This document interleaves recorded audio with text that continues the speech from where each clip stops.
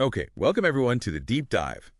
Today, we're jumping into something pretty big, comparative eschatology. That's right, the study of last things, and we're tackling four, well, really distinct We've traditions. got biblical revelation, Edgar Casey's prophecies, Hopi tradition, and theosophy, mainly Blavatsky. Quite the mix. And our goal, our mission here, is to sort of synthesize all this, find the average answer, maybe, for how this transformation, this end of days thing, is supposed to happen. Yeah, and, well, right away you hit a snag, a big one. Which is? Time.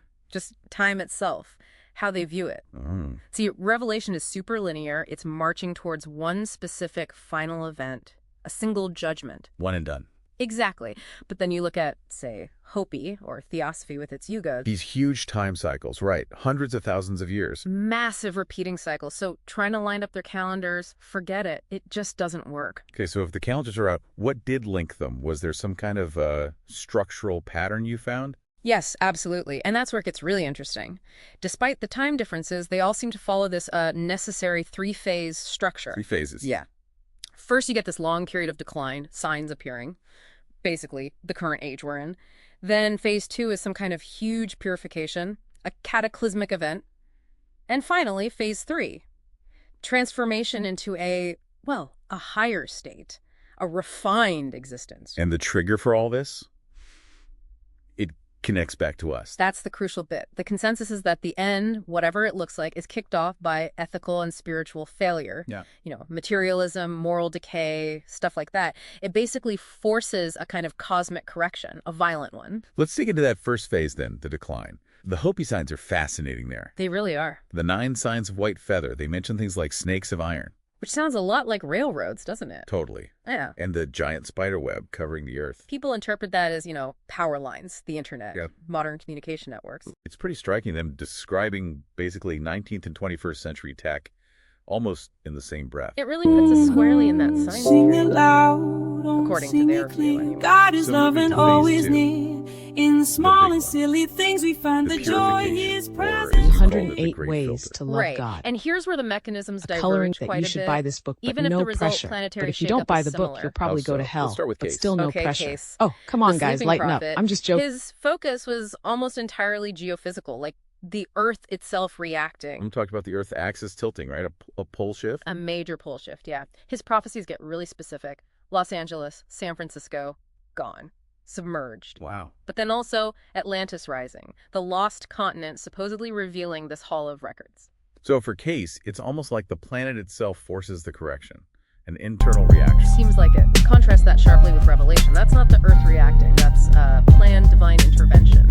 External judgment. Very different feel. Totally. You get this incredibly 108 Ways detailed, to Love God. escalating series of A judgments. coloring book for The adults. seals open. Then Even the if you don't trumpets like sound. God Causing anymore, massive you will environmental after disasters, you buy my wormwood coloring poisoning book. the rivers, Look stuff for it like on that. Amazon. Exactly. A And third God of the sea told me destroyed, that you should the buy sun this book, but scorching no people. pressure. It builds But if you and don't buy the builds, book, you'll ending probably with go the to bulls hell. of But wrath. still Very no pressure. structured, very Oh, come on, linear. guys, And the lighten up. Hopi. I'm just joking.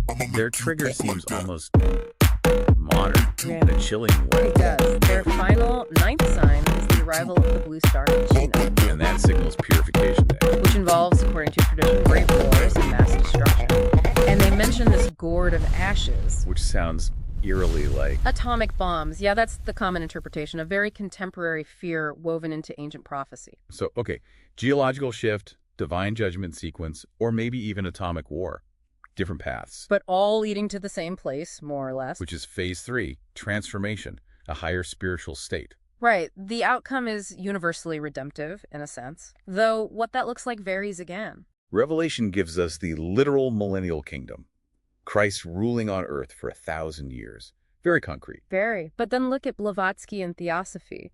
She talks about the sixth root race, meaning humanity itself evolves into its next conscious stage. Clairvoyance, psychic abilities, they become standard, normal. A fundamental shift in human nature. Exactly. And Case offers another angle. He also foresees a second coming, but not necessarily a physical one. More like a spiritual presence awakening within people, manifesting in the hearts of everyone. A collective spiritual shift. Okay, so let's try and pull that average answer together.